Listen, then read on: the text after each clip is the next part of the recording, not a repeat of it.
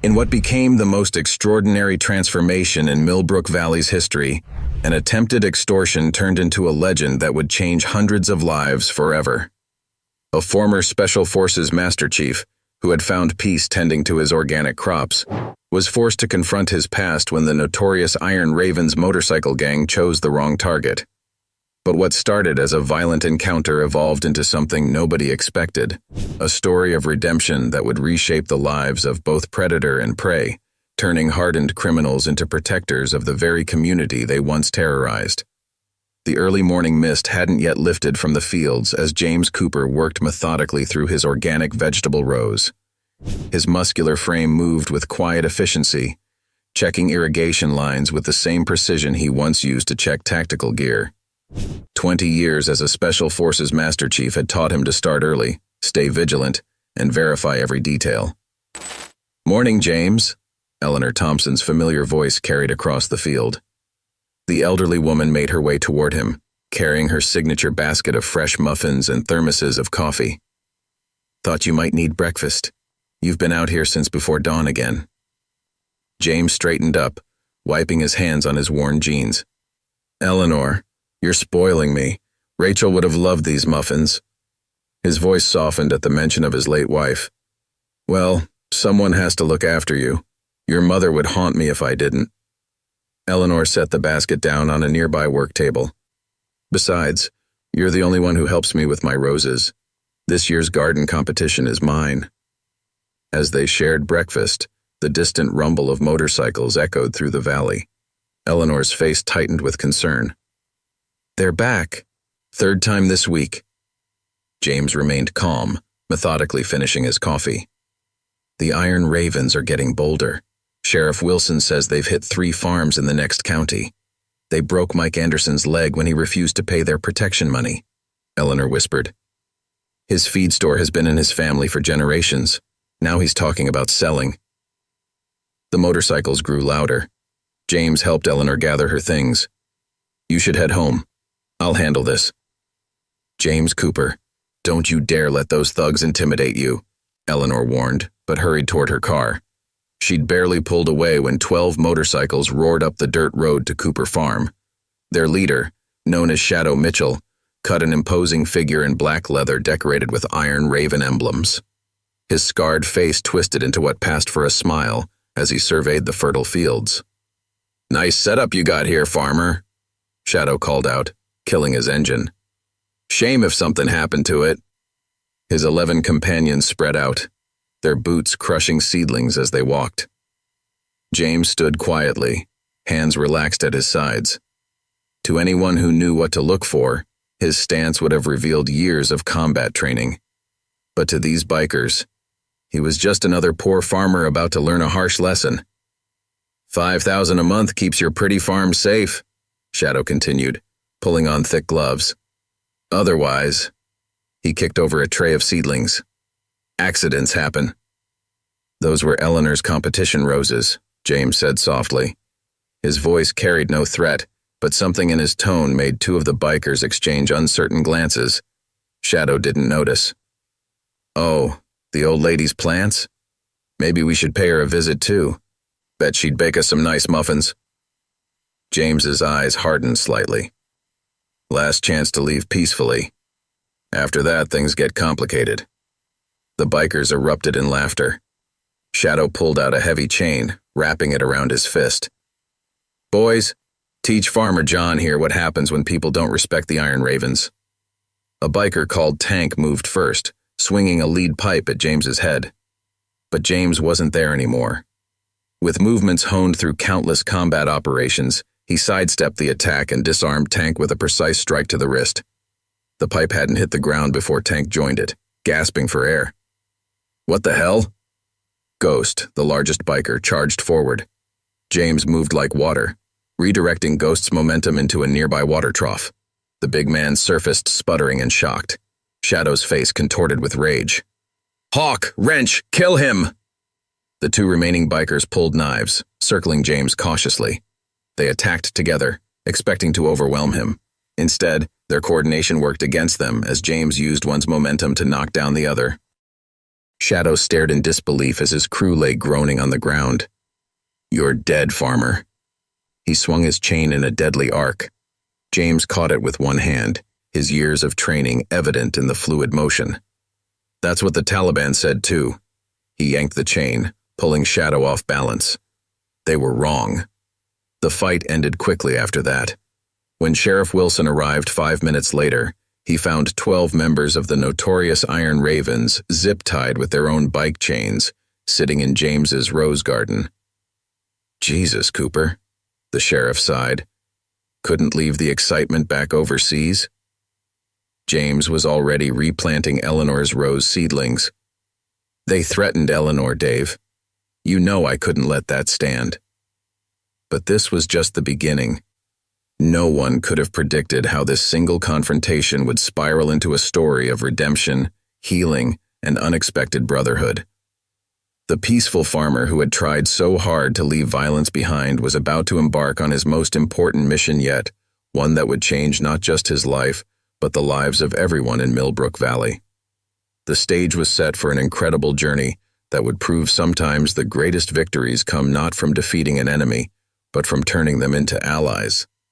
And it all started with a simple farmer who just wanted to grow his roses in peace. Word of the confrontation at Cooper Farm spread through Millbrook Valley like wildfire. By sunset, Sheriff Wilson's phone wouldn't stop ringing with calls from concerned citizens and reporters trying to verify the rumors. 12 members of the Iron Ravens, a gang that had terrorized 3 counties, taken down by a single farmer. At the county jail, Shadow Mitchell nursed his bruised ego along with his injuries. His lieutenant, Marcus Hawk Reeves, listened through the cell phone as Shadow spat out orders.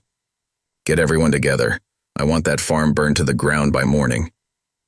"Boss, maybe we should think this through," Hawk suggested, watching other Iron Ravens gather at their warehouse hideout.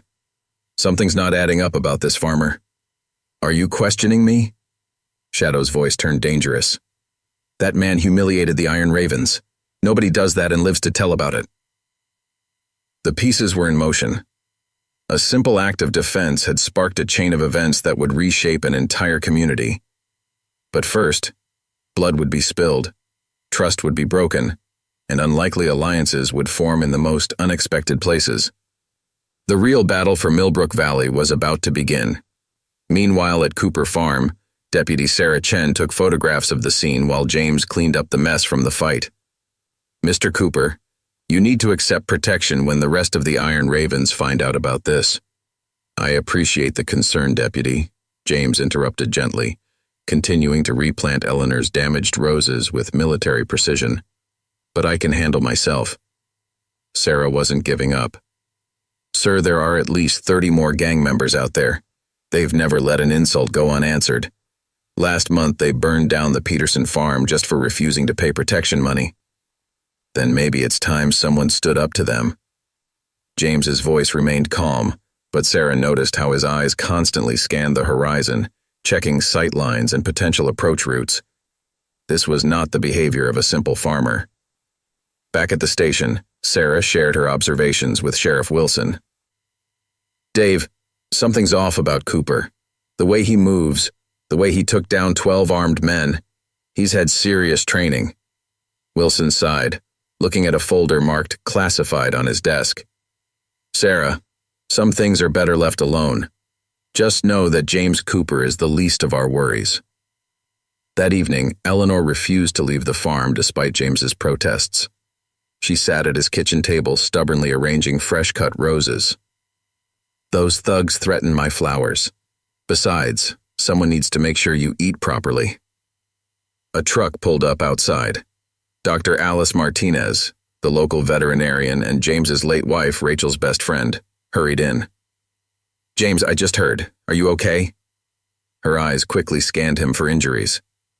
"I'm fine, Alice. Just some garden maintenance today." James managed a small smile. "Garden maintenance? The whole town's talking about how you single-handedly took down half the Iron Ravens." She lowered her voice. "They're saying Shadow Mitchell is out for blood." "Let him come," James said quietly. But something in his tone made both women exchange worried glances. At the community center, Pastor Michael Roberts was dealing with the aftermath in his own way. The Iron Ravens had been terrorizing his congregation for months, demanding protection money from church fundraisers. He called an emergency meeting with local business owners.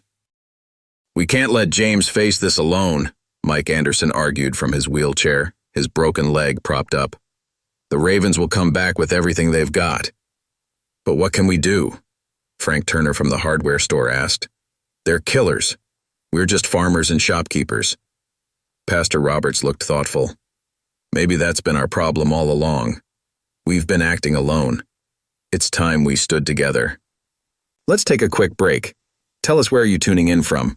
If this kind of content speaks to you, don't forget to subscribe because tomorrow's story is something truly special. As night fell, the Iron Ravens gathered in force at their warehouse. Over 30 bikes lined up as Shadow laid out his plan for revenge. But Hawk couldn't shake his unease. He'd served in Afghanistan, and something about the way Cooper had fought seemed familiar. "Check this out," Ghost said, showing Hawk his phone. He'd been digging into Cooper's background. Guy moved here 2 years ago right after his wife died, bought the farm from his uncle. But before that, nothing. It's like he didn't exist. "Shadow, we need to know more about this farmer before we move against him," Hawk warned, his military instincts screaming. "We know all we need to know," Shadow snarled. "He's dead. Tonight, we show Millbrook Valley what happens when you disrespect the Iron Ravens." Young Tommy Thompson, Eleanor's grandson, watched from his hiding spot behind the warehouse. He'd followed the bikers, hoping to gather information to help James. His heart raced as he heard their plans, but as he turned to slip away, a twig snapped under his foot. "What was that?" Tank's voice boomed. "Check the perimeter." Tommy ran, his feet pounding on the gravel. Behind him, motorcycles roared to life. The boy knew these roads well, but the bikes were faster. Headlights illuminated his path as the gang closed in. Just when Tommy thought he was done for, a familiar pickup truck appeared from a side road. The passenger door flew open. "Get in," James commanded. Tommy dove into the truck as James executed a perfect defensive driving maneuver, throwing up a cloud of dust that blinded their pursuers. In the rearview mirror, Tommy watched the frustrated bikers pull up short. "How did you know?" Tommy gasped, his heart still racing. "Eleanor called, said you were acting suspicious at dinner." James's voice was calm, but his eyes never stopped checking the mirrors. "That was a brave thing you did, Tommy. Stupid, but brave." "They're coming tonight," Tommy blurted out. "All of them. They're going to burn down the farm." James nodded, unsurprised. "I know. That's why I need you to help me get everyone to safety." The truck turned toward town, where lights were starting to come on as word spread of the impending confrontation. Millbrook Valley was about to experience a night that would change everything. The question wasn't whether the Iron Ravens would attack, but whether one former Special Forces soldier could protect an entire community from their vengeance. And unknown to everyone, this night would set in motion events that would either tear Millbrook Valley apart or forge it into something stronger than anyone could imagine. The real battle wasn't just about protecting a farm. It was about saving the soul of a community. And in the hours to come, both predator and prey would learn lessons about strength, redemption, and the true meaning of brotherhood that would echo through generations. The old church basement hummed with nervous energy as James addressed the gathered townspeople. Sheriff Wilson stood by the door, his deputies strategically positioned around the building. Outside, the distant rumble of motorcycles grew steadily louder. "Everyone stays here until it's over," James instructed, his voice carrying the quiet authority that made people listen. "Sheriff Wilson and Deputy Chen will keep you safe." "But it's your farm they're coming to burn," Mike Anderson protested. "Everything you've worked for." "Buildings can be rebuilt," James replied. "Lives can't." His eyes met Eleanor's determined gaze. "No arguments, Eleanor. You too." "The hell with that," Eleanor declared, standing up. "Rachel would never forgive me if I let you face this alone.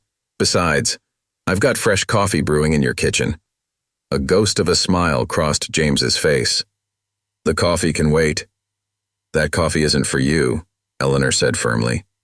"After a good fight, even the worst people need a moment to think. Sometimes the best way to end a war is with a hot cup of coffee and a willing ear." The stage was set. As James stepped out into the darkness, no one could have predicted how this night would transform not just Millbrook Valley, but the very nature of redemption itself. Outside, Sheriff Wilson pulled James aside. "You sure about this? I can have state police here in an hour." "An hour is too long," James replied, checking his watch. "And this needs to end tonight. Dave, these people have lived in fear long enough." The sheriff nodded reluctantly. "You know, when you moved back here, I thought you were done with all this." "So did I." James looked up at the darkening sky. "Sometimes we don't choose our battles. They choose us." Back at Cooper Farm, James worked quickly and methodically. To any observer, his preparations might have seemed strange. He wasn't boarding up windows or setting up barricades. Instead, he was strategically positioning farm equipment, adjusting irrigation systems, and setting up work lights in seemingly random patterns. Meanwhile, the Iron Ravens gathered at their staging area. Shadow paced in front of his assembled force, 40 riders strong, the largest gathering of the gang in years. "This ends tonight." Shadow's voice carried over the rumbling engines. "Cooper humiliated us, made us look weak. After we're done with his farm, no one will dare stand against the Iron Ravens again." But Hawk noticed something odd. Their most violent members were cheering, but some of the veterans in the group looked uncomfortable. He recognized the look. He'd seen it in the mirror often enough. It was the face of men who'd seen enough violence in their lives. "Ghost Tank, you take the east approach," Shadow ordered. "Hawk's team hits from the west. I want that place surrounded." "Boss," Hawk spoke up, "something's not right. Cooper's had hours to clear out, but my sources say he's still there. Alone." "Good," Shadow grinned. "Makes it easier." "No," Hawk insisted, his military instincts screaming. "It makes it suspicious. No normal farmer stays to face 40 armed men alone."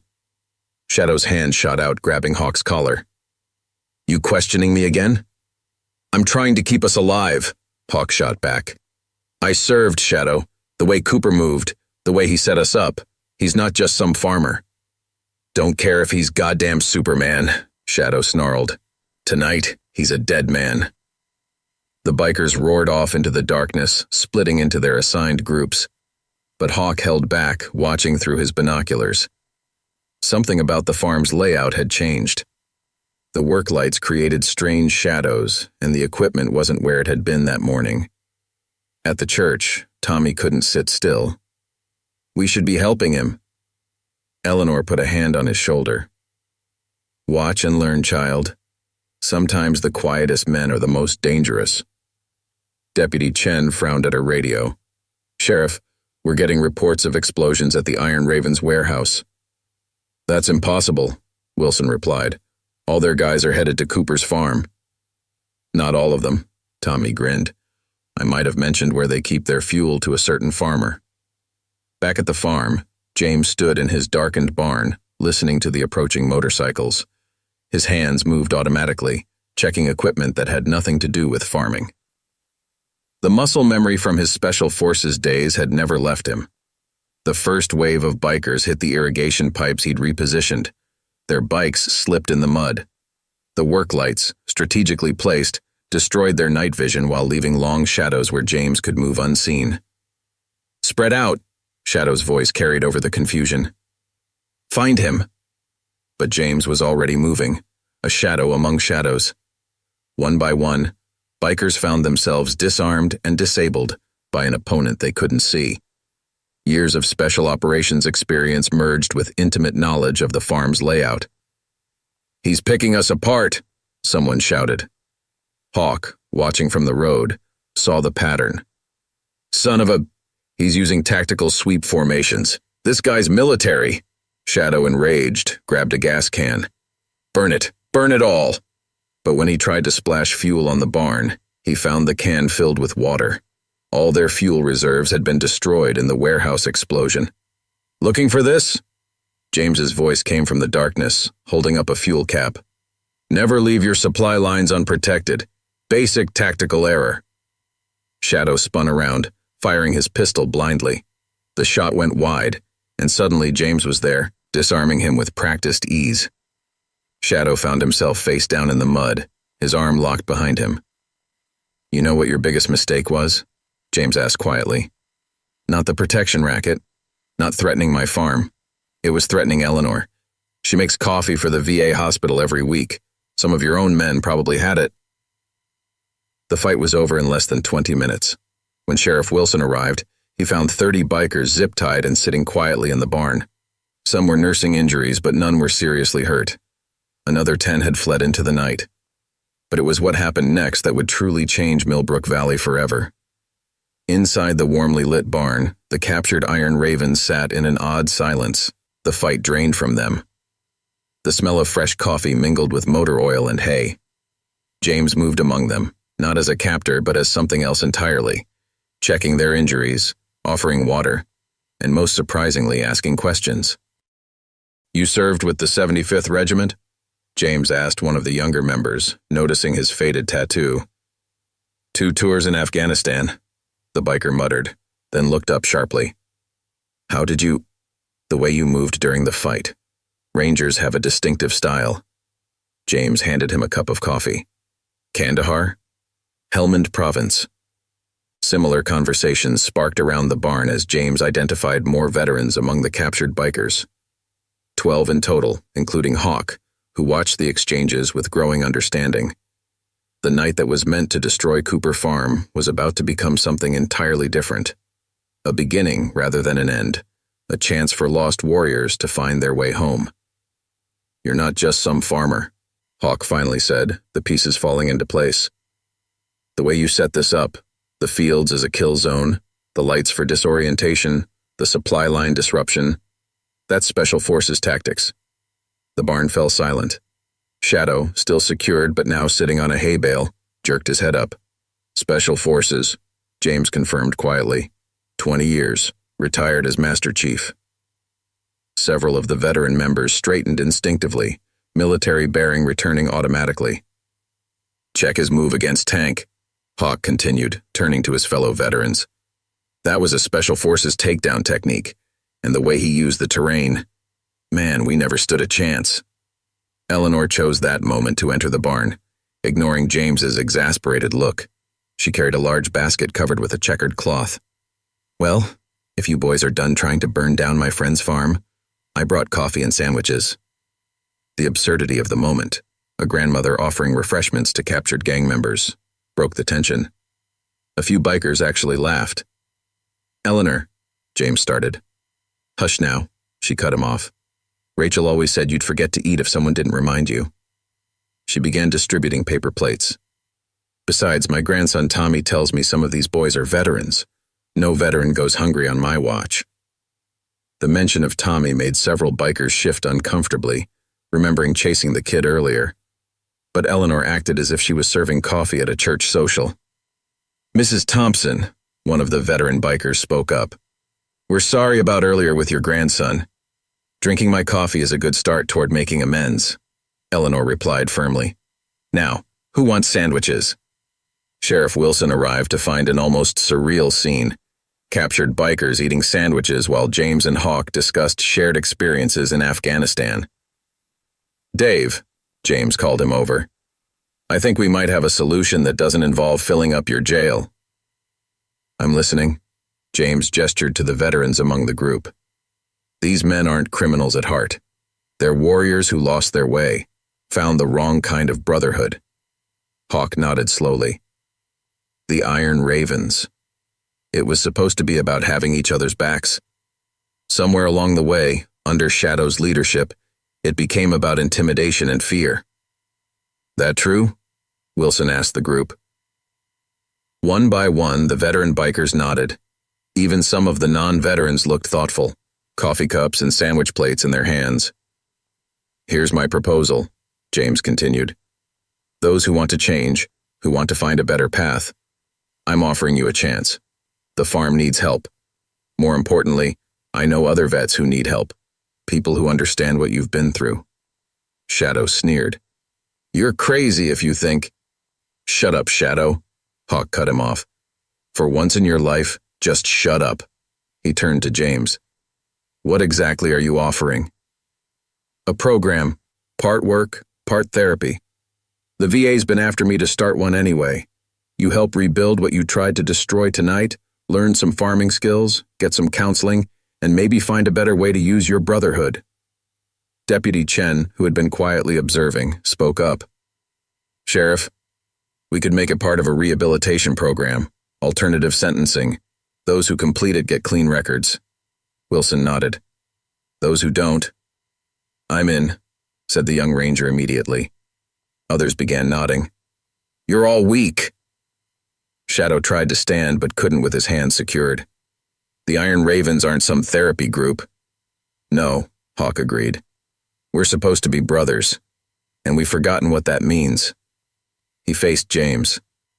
"If you're serious about this offer, I know some other vets who could use it too. Guys who haven't fallen in with us yet, but they're close." Dr. Martinez arrived to check on the injured bikers. "James," she said quietly, "Rachel would be proud of this." It's exactly what she would have done. The mention of his late wife made James pause. Rachel had always believed in second chances. It's why she'd supported his dream of turning the farm into a place of healing. As the night wore on, plans began taking shape. Sheriff Wilson made calls to the DA's office. Dr. Martinez offered to coordinate with VA counselors. Eleanor simply kept pouring coffee and serving sandwiches as if this was the most natural thing in the world. By dawn, 25 members of the Iron Ravens, including all 12 veterans, had accepted James's offer.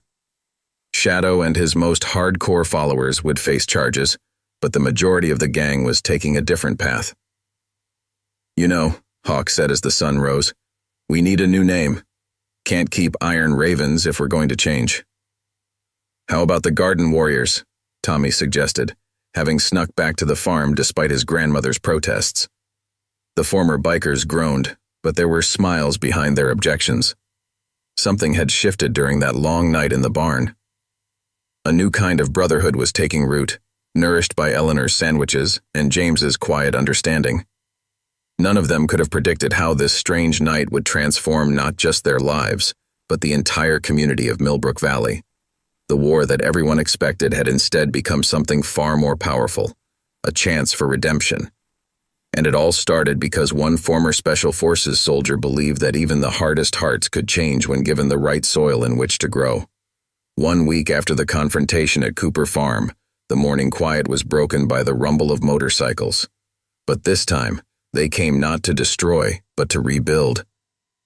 Hawk led a group of 20 former Iron Ravens up the gravel drive, their bikes gleaming in the early sun. "Still can't believe we're doing this," muttered Tank, looking uncomfortable without his usual leather vest. "Better than jail," Ghost reminded him, eyeing the burned remains of their old warehouse. "Besides, after what happened to Shadow..." They'd all heard how Shadow and his loyal followers had tried to ambush James at the local diner 2 days after the barn incident. The fight lasted exactly 30 seconds. Shadow ended up with a broken jaw and a 5-year sentence while James calmly finished his coffee. James stood waiting by the barn, his posture relaxed but alert. "Glad you made it. Hope you all had breakfast." "Eleanor sent us with these." Hawk held up a basket. "Said something about growing boys needing proper food." "Of course she did." James smiled slightly. "First thing we need to do is clear the damaged fields. Those bikes of yours tore up quite a bit of soil." The work was hard, but none of the men complained. They'd expected harsh treatment, militant discipline. Instead, they found something unexpected. Respect. James worked alongside them, teaching rather than commanding. "See these rose bushes?" James demonstrated proper replanting techniques. "The roots tell you everything. Just like in combat, you need to read the signs, understand what's beneath the surface." By mid-morning, Dr. Martinez arrived to set up the first counseling session in the converted barn office. "Who's first?" she asked, clipboard ready. The men exchanged nervous glances until Hawk stepped forward. "Guess that's me. Lead by example, right?" As Hawk disappeared into the office, Deputy Chen pulled up in her patrol car. She'd been assigned as liaison for the rehabilitation program. "How's it going?" "Better than expected," James replied, watching Tank carefully showing Tommy how to check soil pH levels. They're warriors at heart, just needed a new mission. The local news crew showed up around noon, drawn by the unusual sight of former gang members working a farm. James kept them at a distance but allowed a few photos. These men deserve privacy while they rebuild their lives, he told the reporters firmly. Pastor Roberts arrived with lunch, courtesy of his congregation. Church council voted unanimously to support the program, he announced. We're converting the old youth center into a dormitory for veterans who need housing. The transformation wasn't just physical. As the men worked the land, stories began to emerge.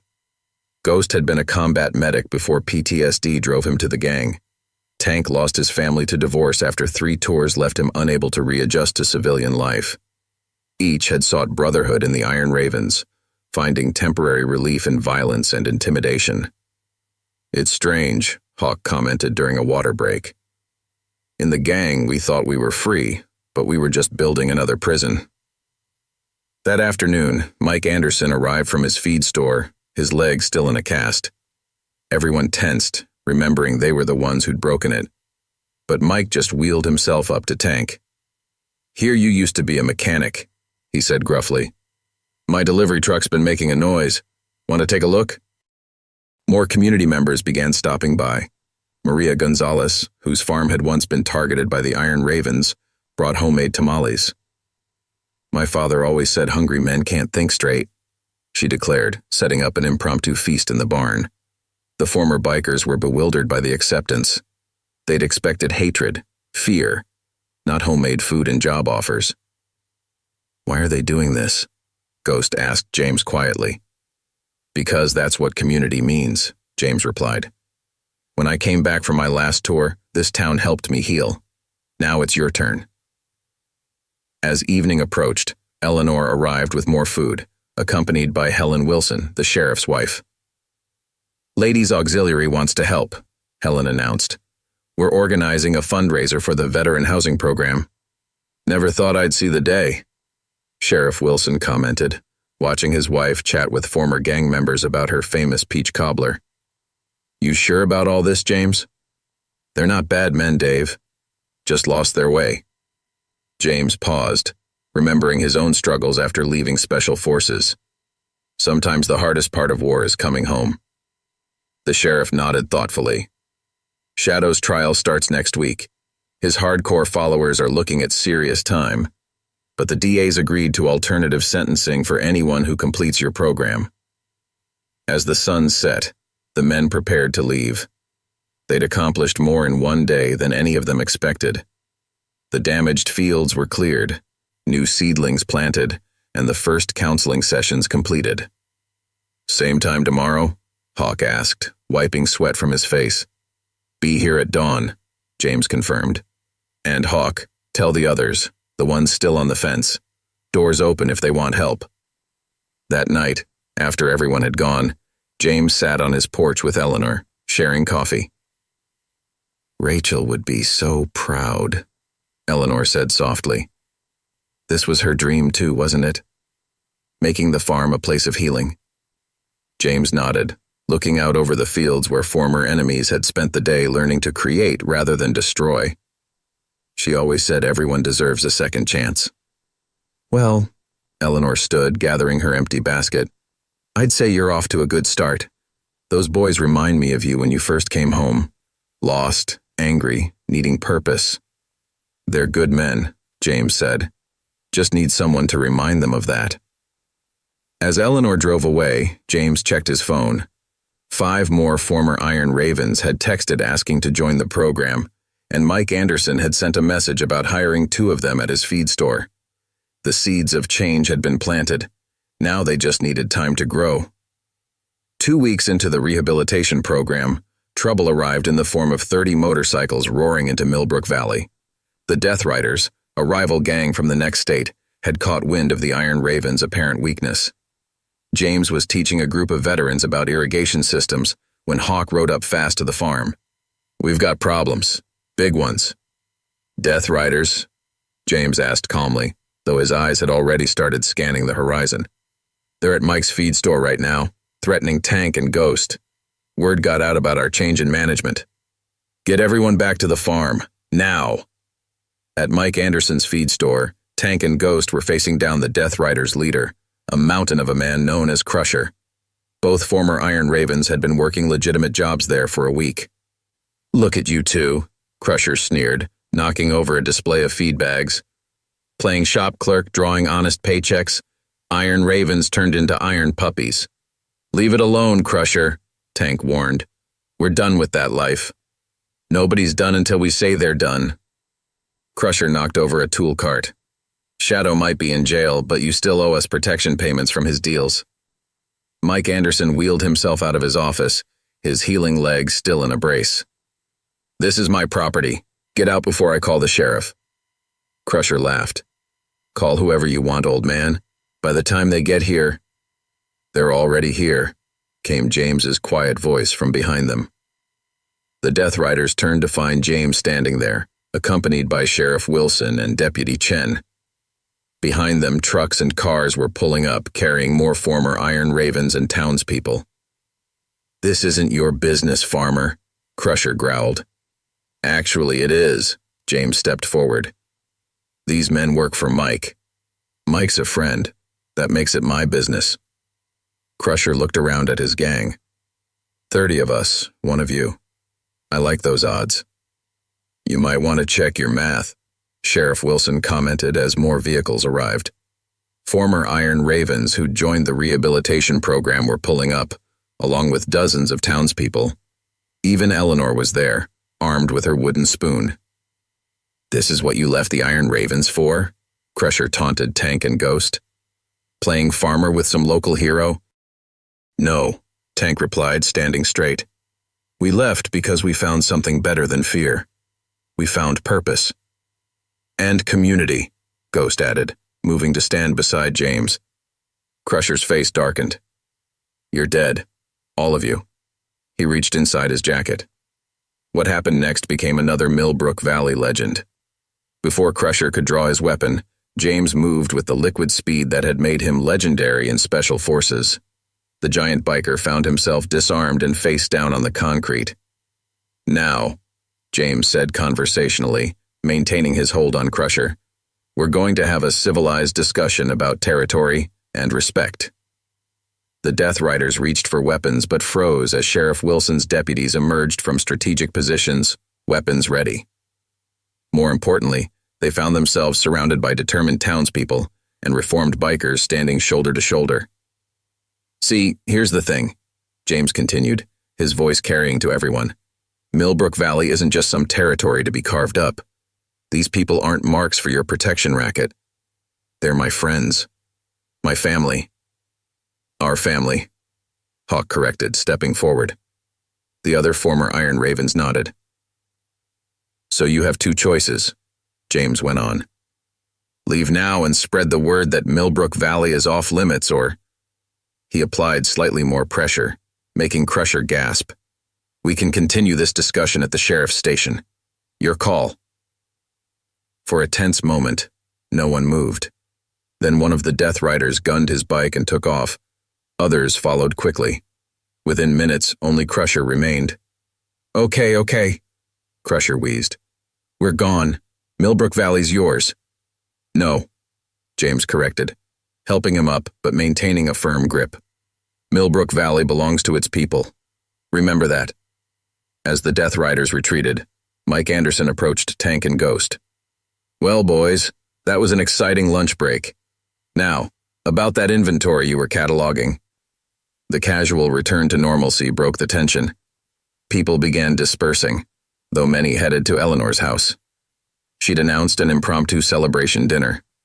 That evening, the farm's barn was packed. Former enemies sat together sharing Eleanor's cooking while Dr. Martinez led a group therapy session. The Death Riders' appearance had shaken some of the veterans, bringing up old traumas. "I almost went for a weapon," Ghost admitted during the session. "It was pure instinct." "But you didn't," James reminded him. "You chose a different path. That's what matters." Sheriff Wilson, enjoying Eleanor's pie, pulled James aside. "Word's spreading about your program. Got calls from 3 other counties asking how to set up something similar." "It's not my program," James replied. "It belongs to everyone here. These men, this town, they're doing the real work. Looking around the barn, James saw Tank teaching Tommy about engine maintenance while Eleanor supervised. Hawk was discussing plans for a veteran-run security company with Mike Anderson. Pastor Roberts was organizing a community garden project with Maria Gonzalez. "You know," Deputy Chen commented, joining them, "when you took down Shadow and the Iron Ravens, I thought that was impressive. But this," she gestured at the scene before them, "this is the real victory." Late that night, after everyone had gone home, James sat on his porch steps. The confrontation with the Death Riders had proven something important. The changes in these men were real. When tested, they'd chosen their new community over their old ways. Hawk appeared out of the darkness, taking a seat beside him. "Hell of a day." "Could have gone badly," James acknowledged. "But it didn't, because you showed us there's something worth fighting for besides ourselves." Hawk paused. "The others wanted me to ask you something. We've been talking about a new name for our group." The next morning's gathering at Cooper Farm became a milestone. The former Iron Ravens had assembled in the barn, which now served as their unofficial headquarters. "Valley Guardians," Hawk announced. "That's what we want to call ourselves." James watched from the corner, seeing the pride in their faces as they discussed their new identity. The men had removed their old Iron Ravens patches, replacing them with simple black vests. "No flashy logos," Tank explained. "No threatening symbols, just the words Valley Guardians and a wheat stalk, because this valley gave us roots when we needed them most." Deputy Chen, present for the announcement, nodded approvingly. "It's official then. I'll register it as a legitimate organization with the state." The transformation went beyond just names. Mike Anderson had hired 4 more veterans at his feed store. Maria Gonzalez was teaching 2 others about organic farming methods. Even Frank Turner had taken on a few at his hardware store. "Got a situation, James." Sheriff Wilson arrived looking concerned. "Remember those 3 counties that asked about copying your program? They're sending people today, lots of people." "How many?" 5 sheriff's departments, dozen social workers, VA representatives, and..." Wilson hesitated. "About 30 gang members wanting to reform. Words spread about what you did with the Death Riders." James rubbed his temples. "We barely have enough space for our current program." "That's not all," Wilson continued. "Media caught wind. National networks this time. As if on cue, they heard vehicles approaching. Looking out the barn door, they saw a convoy of cars and trucks heading toward the farm. News vans brought up the rear, their satellite dishes visible from a distance. "Well," Eleanor appeared with her basket of muffins. "Good thing I baked extra." The next few hours were chaos. Law enforcement officials from neighboring counties wanted to know about security protocols. Social workers asked about counseling methods. VA reps discussed funding options, and the media wanted to film everything. But it was the arrival of the other gang members that proved most interesting. They came from different groups, some rivals, some allies of the former Iron Ravens. All had heard about Millbrook Valley's transformation and wanted the same chance. "It's like you said," Hawk told James as they watched the new arrivals. "Warriors who lost their way, just needed someone to show them another path." James gathered everyone in the main field. The crowd had swollen to over 100 people, officials, media, curious townspeople, and former gang members all mixed together. "Let me be clear," James addressed them. "This isn't a quick fix or an easy way out of legal troubles. What we're doing here is hard work. It's about rebuilding, not just farms or businesses, but lives." He gestured to the Valley Guardians. "These men chose to change. They work every day to earn back trust. They face their traumas in therapy. They learn new skills. They help their community. If you're not ready for that commitment, there's the road." Nobody left. "Right then," James continued. "First thing, everyone with a camera needs to leave. These men deserve privacy while they rebuild their lives." The media protested, but Sheriff Wilson and his deputies firmly escorted them to the property line. One reporter tried arguing about public interest. "The public's interest James told him, is in successful rehabilitation, not reality TV. These men need space to heal. Once the cameras were gone, the real work began. Dr. Martinez and other counselors set up intake interviews. Pastor Roberts coordinated with churches from other counties about housing. Mike Anderson and Frank Turner talked about job training programs. The Valley Guardians took charge of the new arrivals, showing them around, explaining the program. Their own experiences made them perfect mentors.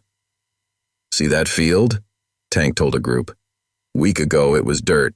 Now it's growing roses. That's what this place does. Takes broken things and makes them grow again. Margaret, Helen Wilson, and other town leaders organized a massive welcome dinner. The sight of former gang members sitting down with law enforcement and townspeople to share a meal was powerful. Never thought I'd see something like this, Chen admitted, watching former rivals working together to set up tables.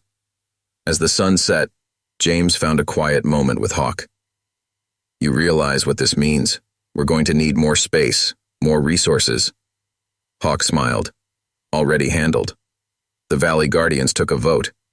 We're donating all our seized assets, money, properties, everything, to expand the program. That's significant money, James observed. Blood money, Hawk corrected. Time it served something good. Later that night, after most had left, the core group gathered in the barn. They had flip charts full of plans, housing developments, training programs, counseling schedules. It's growing beyond just us, Ghost said, looking at the plans. That's the point, James replied. Every person we help becomes someone who can help others.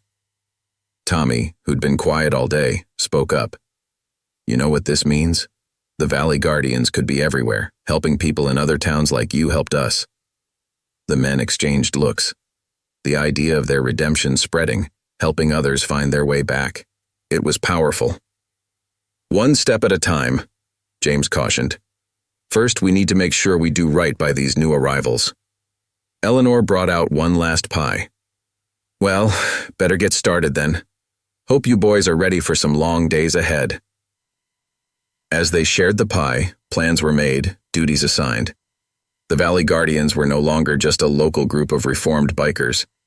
They were becoming something bigger, a model for change, a beacon of hope for others lost in darkness. 3 months after the program's expansion, Shadow's trial was drawing to a close.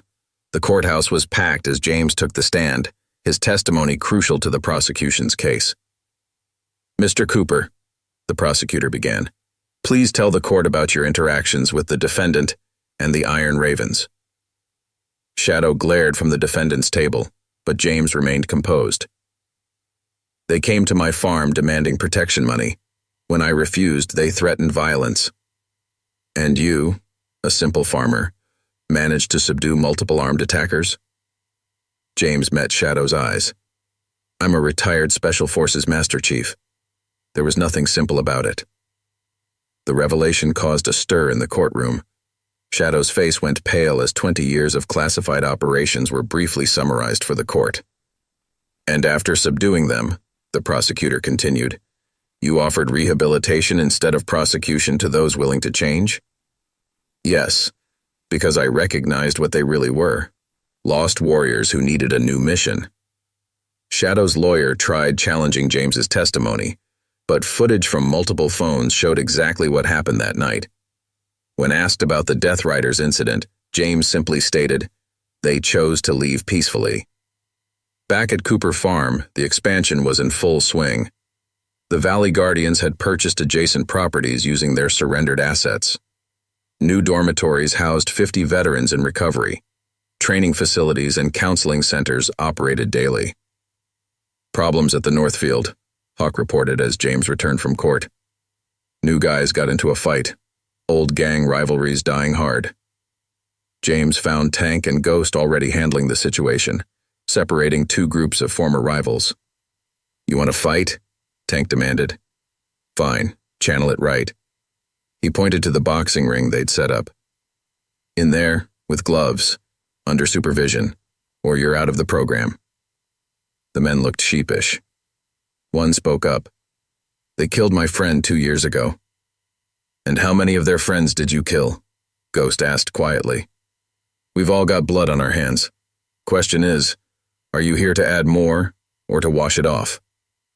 The tension broke slowly. The group separated, heading to different work assignments.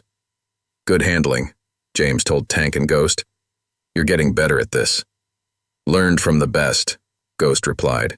Speaking of learning, got word from the VA. They're officially recognizing our program, want to use it as a model nationwide. Inside the main barn, now converted into an administrative center, Dr. Martinez was coordinating with counselors from 3 counties. The trauma-informed approach is working, she reported. Combining therapy with physical work gives them purpose while they heal. Pastor Roberts arrived with news from his latest community outreach. 4 more churches want to sponsor rehabilitation programs, and the business associations offering more job placements. The Valley Guardians had become integral to the community. They provided security for local events, helped elderly residents with home repairs, and maintained an emergency response team for natural disasters. Remember when we used to terrorize places like this? Hawk mused during lunch. Now we're protecting them. Deputy Chen, bringing updates from the sheriff's office, shared some surprising statistics. Crime rate down 60% across 3 counties. Other gangs either leaving or asking about rehabilitation. You're changing the whole region. But success brought new challenges. That evening, James called an emergency meeting. Representatives from law enforcement, the VA, local government, and the Valley Guardians gathered in the barn. We've got a situation, James began. Word's spreading too fast. We're getting more requests than we can handle, and some people are trying to copy our program without understanding it. Sheriff Wilson nodded. Got reports of 3 rehabilitation programs that are just scams, using our name to steal money from desperate families. Plus, Hawk added, other gangs are pretending to reform just to gather intelligence. Had to turn away 10 guys last week who were obviously plants. We need structure, Dr. Martinez suggested. Official certification, training for program leaders, quality control. The discussion lasted hours. Plans were made to formalize the program, create training protocols, and establish verification systems. The Valley Guardians would become trainers, teaching other communities how to properly rehabilitate former gang members. It's not just about giving people second chances anymore, James explained. It's about doing it right. One failure could destroy everything we've built. Tommy, who'd become the program's unofficial photographer, showed them his latest pictures. Former enemies working together, veterans healing, communities transforming. You know what I see? Eleanor asked, looking at the photos. I see hope. These men aren't just changing themselves. They're showing others it's possible. Late that night, after everyone left, James walked his fields. The once quiet farm had become a beacon of transformation. But with Shadow's sentencing approaching and copycats threatening their work, bigger challenges lay ahead. Hawk joined him on his walk. Shadow's lawyer approached me, wanted me to testify that you used excessive force, offered a deal. And? Told him to shove it. We've got a new code now. Hawk looked over the illuminated buildings where former gang members were finding new lives. Everything we built here, it's bigger than Shadow, bigger than any of us. James nodded, understanding. The small seed of change they'd planted had grown into something remarkable. Now they had to protect it, nurture it, and help it spread properly. Rachel would have loved this, James said quietly. She always said the farm could heal people. Never knew how right she was. Shadow Davidson's sentencing hearing changed everything. The courtroom fell silent as he stood for his final statement, but instead of showing remorse, his eyes blazed with hatred. You think this is over? Shadow snarled, turning to face James. The Death Riders were just the beginning. I've got friends in darker places. They're coming for your little fairy tale farm. The judge sentenced him to 15 years, but the damage was done. His words sparked a chain of events that would test everything the Valley Guardians had built. 2 days later, James found Hawk waiting in his office before dawn. We've got confirmation. Shadow wasn't bluffing. The Demon Kings are mobilizing. James's expression hardened. The Demon Kings were no ordinary gang. They were an organized crime syndicate with connections across multiple states. How many? At least 100 riders. But that's not the worst part. Hawk handed over a file. They're targeting our other rehabilitation centers too, all at once. The Valley Guardians had successfully established 5 satellite programs in neighboring counties. Each center housed dozens of veterans trying to rebuild their lives. Sheriff Wilson called an emergency meeting. Law enforcement representatives from 6 counties crowded into the barn alongside Valley Guardian leaders. Intel suggests coordinated attacks, Wilson reported. They want to destroy everything you've built. Show everyone that rehabilitation is a fool's dream. Let them come, Tank growled, but James raised a hand. This isn't about fighting, James said. It's about protecting what we've built. These men trusted us with their second chances. We won't let them down. Dr. Martinez spoke up. We have 87 veterans in active rehabilitation across all centers. Many are still dealing with PTSD. A violent confrontation could undo months of therapy. Not to mention the community support we'd lose if this turns into a war, Deputy Chen added. James studied the map they'd spread across the table, his special forces training kicking in. We need to evacuate the satellite centers. Bring everyone here. That's over 200 people, counting staff and families, Pastor Roberts noted. Where will we put them? The church camp, Eleanor suggested from the doorway. Everyone turned. No one had heard her arrive. It's empty this season. Plenty of cabins, good security setup. My construction crews can fortify it, Frank Turner offered. Got lumber and materials ready to go. The Valley Guardians moved with military precision. Within hours, convoys of trucks were discreetly relocating rehabilitation program members. Local businesses provided supplies. Community members opened their homes.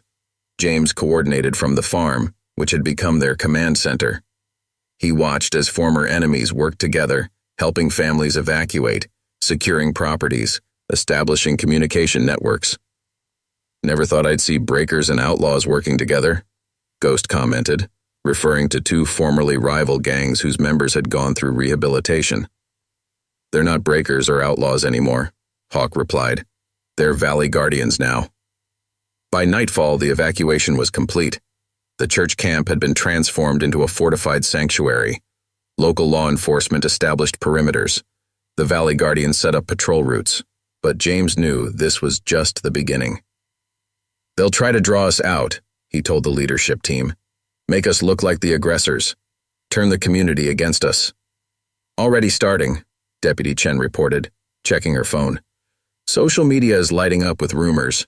They're painting us as a rival gang, saying we're the ones causing trouble. Time to show them who we really are, James decided. The next morning, the Valley Guardians launched Operation Community Shield. Teams of reformed veterans wearing their new uniforms began providing free security for local businesses. Others helped elderly residents with home repairs. Medical teams offered free checkups in underserved areas. Local media covered their efforts.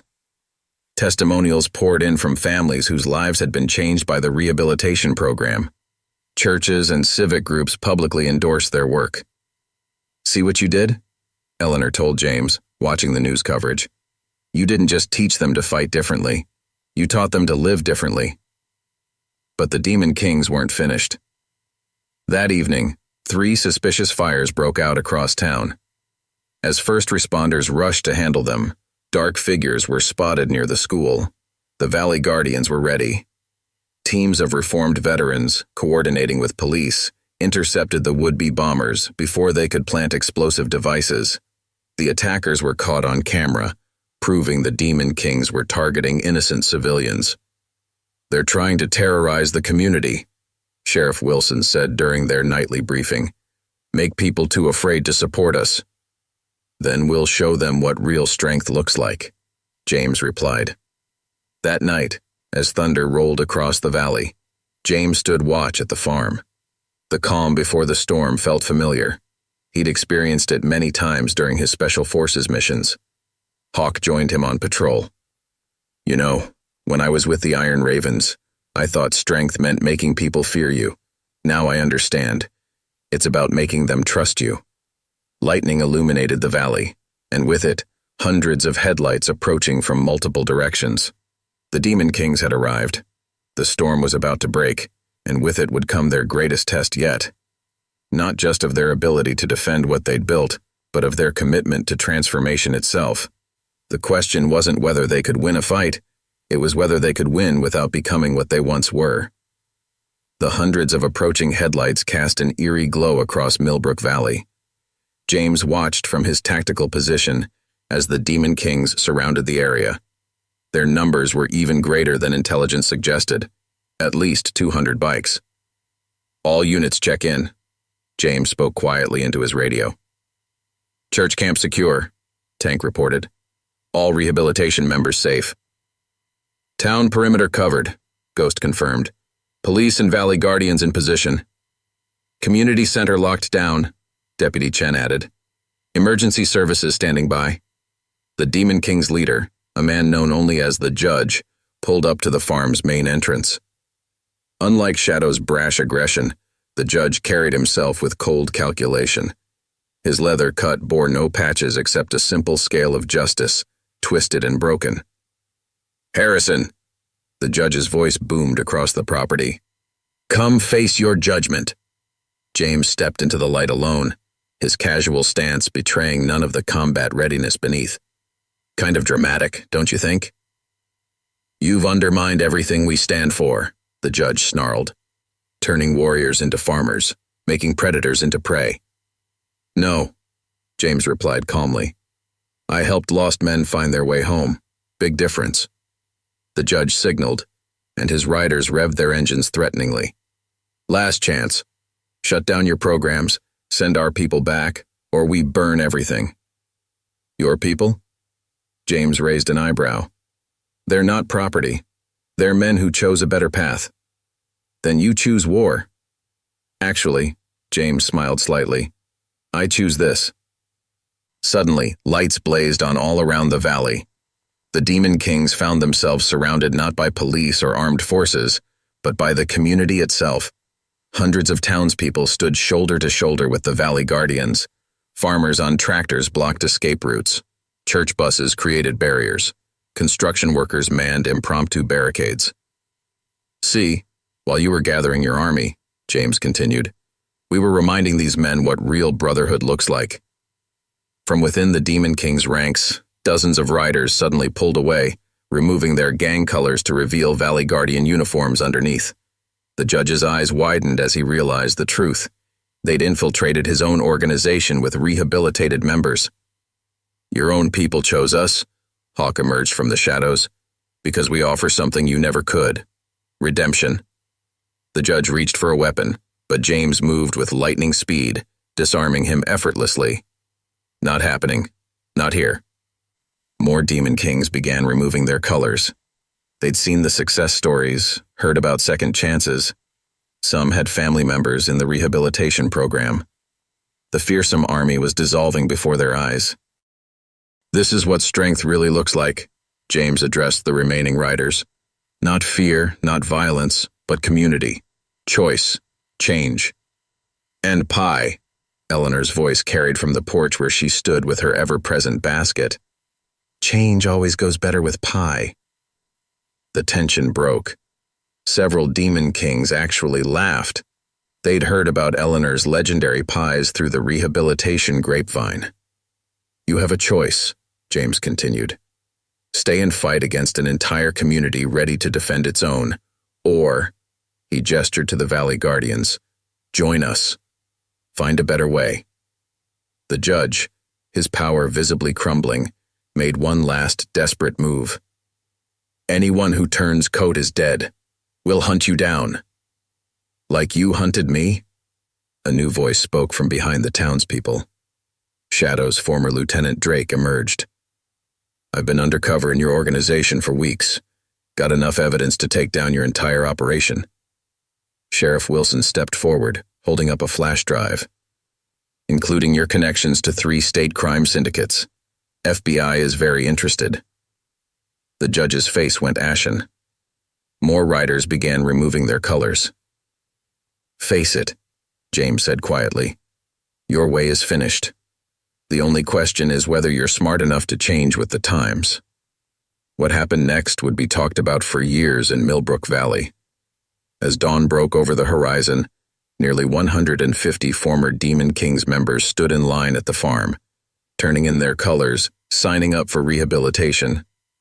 The judge and his few loyal followers were arrested without further incident, their criminal empire collapsing as evidence was revealed. Tommy, recording everything on his phone, captured the moment perfectly.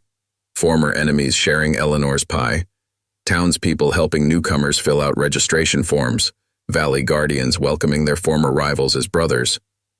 This is crazy, Ghost said, watching the scene. A year ago we were terrorizing towns like this. Not defending, James corrected. Transforming them. And ourselves in the process. Dr. Martinez, organizing initial counseling assessments, smiled. You know what this means? We're going to need a bigger farm. The morning sun rose over a changed valley. The night that was meant to destroy their work had instead validated it in the most powerful way possible. The Valley Guardians weren't just a rehabilitation program anymore. They were a movement. As news spread of what happened in Millbrook Valley, requests for help poured in from across the country. Law enforcement agencies, veterans groups, and communities struggling with gang violence all wanted to learn from their success. We're going to need help, James told the leadership team. We can't do this alone anymore. We were never alone, Eleanor reminded him. That's the whole point. The Valley Guardians began developing training programs, sending teams to help other communities set up their own rehabilitation centers. But they never forgot their roots. The simple farm where it all started, and the belief that even the hardest hearts could change. You know what Rachel would say about all this? James asked Eleanor late that night. Eleanor smiled, handing him a fresh cup of coffee. She'd say you're just getting started? And she was right. The transformation of Millbrook Valley was just the beginning. A new chapter was about to unfold, one that would reach far beyond their quiet corner of the world. 5 years after the first confrontation at Cooper Farm, James stood in a field of blooming roses, watching the sunrise with his morning coffee. The farm had grown into a sprawling campus of hope, but this original field remained special. It was where everything changed. Thought I'd find you here? Eleanor's voice carried across the morning dew. She wasn't carrying a basket of pie for once, but rather 2 letters. This one's from the White House. The Presidential Medal of Freedom ceremony was scheduled for next month, but that wasn't what brought the smile to James's face. It was the other letter Eleanor carried, from a small town in Montana. Their first graduate class, Eleanor explained. 40 former gang members, all veterans. And James, she smiled. They're growing Rachel's roses too. Rachel's heritage rose seeds, saved by Eleanor after that first violent night, had become a symbol of transformation. Every new rehabilitation center started with these plants, a living reminder that growth comes from nurturing, not force. The morning calm was broken by the rumble of motorcycles, but these riders wore different colors now. The Valley Guardians' emblem of a rising sun over crossed rose stems had become a symbol of hope across the country. Tank led the convoy, returning from an emergency response mission in tornado-hit Texas. You should have seen it, Tank reported, his face tired but proud. Former Demon Kings working alongside Death Riders, helping rebuild homes. Even the locals couldn't believe it. The Valley Guardians had become the largest veteran disaster response organization in the country. Their reputation for turning former enemies into allies had made them uniquely qualified for bringing communities together in crisis. At the training center, Shadow, released early for good behavior, and now a program graduate himself, was teaching a class on conflict resolution. Strength isn't about who can hurt who, he told his students. It's about who can help heal. Ghost's medical program had expanded to include mental health services. We don't just patch wounds anymore, he explained to a new group of combat medics. We heal the invisible ones too. Hawk, now advising the Department of Justice on rehabilitation programs, brought the latest numbers. Over 10,000 graduates nationwide, 83 rehabilitation centers, a 94% success rate. But the real success stories were in the details. Like Tommy, who'd grown from a scared kid hiding from bikers to running the Valley Guardians youth outreach program, or the former Demon King scout who'd tried to infiltrate them years ago. He now coordinated their anti-trafficking initiatives. Deputy Chen, recently promoted to commissioner, shared some surprising news. Remember how we used to track gang territories? Now we track transformation zones, areas where Valley Guardian graduates are actively rebuilding communities. The old Iron Ravens warehouse, once a symbol of fear, had become the Valley Guardians' national training headquarters. The walls that once planned violence now displayed success stories, thousands of before and after photos showing the power of second chances. As evening approached, the farm hosted its annual community dinner. Tables stretched across the fields where battles once raged. Former enemies broke bread together, sharing stories of transformation. You know what the most powerful therapy turned out to be? Dr. Martinez asked, watching the gathering. This: community, belonging, purpose. Pastor Roberts nodded agreement. When we started, we thought we were just stopping violence. Turns out we were rebuilding souls. Eleanor, naturally, had outdone herself with the pies. Can't celebrate proper without dessert, she insisted, though her wooden spoon was now more ceremonial object than weapon. James stood to address the gathering, something he rarely did. 5 years ago on this very field, we had a choice: meet violence with violence, or try something different. We chose to believe in the power of second chances. He gestured to the transformed campus around them. But what we really built wasn't buildings or programs. We built proof. Proof that it's never too late to change. That the hardest hearts can soften when given the right soil to grow in. Shadow stood up next, surprising everyone. I was that hard heart, he admitted. Thought I was building an empire. Instead, I was building a prison. These people showed me how to build something better: community. As the sun set over Cooper Farm, James walked the grounds one last time. Every step held memories. The spot where he'd first confronted the Iron Ravens, the barn where enemies became allies, the fields where lost souls found their way home. Hawk joined him, carrying 2 cups of coffee. You know what I realized? We're not really growing roses here. We're growing hope.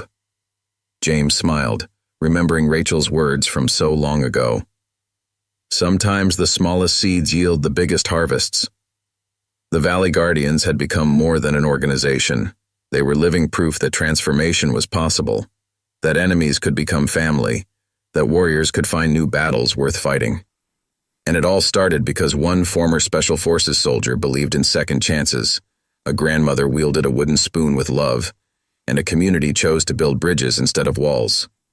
The story of Cooper Farm wasn't just about stopping violence or rehabilitating veterans.